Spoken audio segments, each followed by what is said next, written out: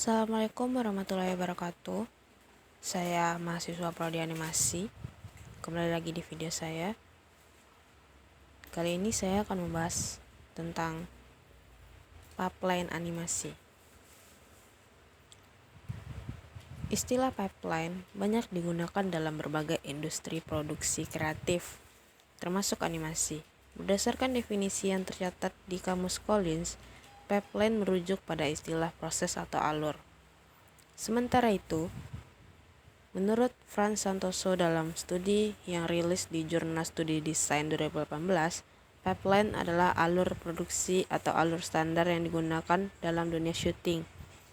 Dalam bidang animasi, pipeline artinya alur atau proses yang dilalui para animator dalam menghasilkan atau memproduksi karya animasi. Tahap pipeline animasi ada 3, yaitu praproduksi, produksi, dan pasca produksi. Proses animasi pipeline adalah kolaborasi yang kompleks dan melibatkan banyak orang dengan keterampilan yang berbeda.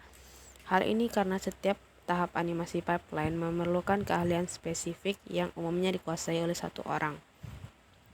Para ahli percaya bahwa pipeline adalah inti dari pembuatan animasi. Hal ini karena pipeline animasi menggambarkan bagaimana mengubah ide menjadi karya seni animasi. Tahapan praproduksi pipeline animasi. Seperti yang telah disebutkan sebelumnya, salah satu tahap yang termasuk pipeline animasi adalah tahap praproduksi. Alur pipeline animasi praproduksi dibagi dalam beberapa tahapan. Perlu diketahui bahwa setiap tahapan praproduksi, setiap studio animasi dapat berbeda-beda.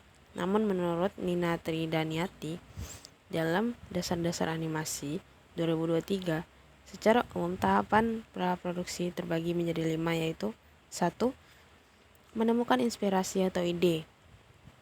Tahapan animasi pipeline yang paling awal adalah dengan menemukan inspirasi atau ide.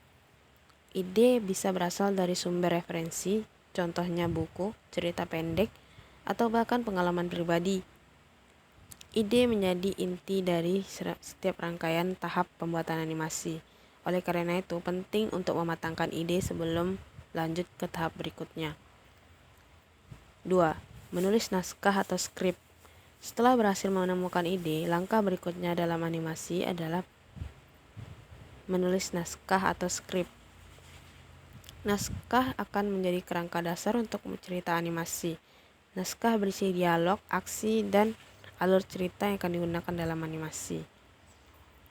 3. Membuat storyboard. Pipeline animasi selanjutnya adalah membuat storyboard. Storyboard adalah visualisasi awal dari animasi. Storyboard berupa rangkaian gambar atau panel yang berisi setiap adegan yang tercantum pada naskah. Storyboard membantu tim animasi untuk memahami bagaimana adegan akan disusun dan bagaimana arus cerita akan berkembang. 4. Mendesain karakter, properti, dan latar. Storyboard berhasil dibuat, animator akan mendesain 3 komponen penting dalam animasi. Ketiga komponen tersebut adalah karakter, properti, dan latar. Tahap ini akan melibatkan beberapa desainer animasi seperti 2D artist, 3D artist, dan karakter desainer. Kolaborasi ini bertujuan menciptakan karakter-karakter utama, objek-objek, dan latar belakang yang akan digunakan dalam animasi. Kelima yaitu merekam audio. Animasi pipeline berikutnya adalah merekam audio. Sama seperti komponen visual, komponen audio juga penting dalam menghidupkan animasi.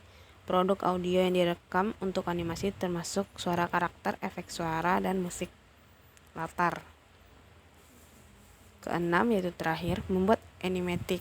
Animatic adalah gambar bergerak yang dibuat berdasarkan storyboard. Singkatnya, animasi adalah versi kasar dari animasi pipeline. Animatic membantu tim animasi untuk mendapatkan gambaran lebih jelas tentang setiap adegan akan dikembangkan. Gambaran-gambaran animatic dibuat secara berurutan agar mudah dimanfaatkan.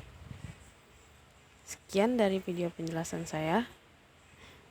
Hanya itu yang saya dapat jelaskan. Jika ada yang kurang atau salah pengucapan, silakan komen di bawah. Wassalam.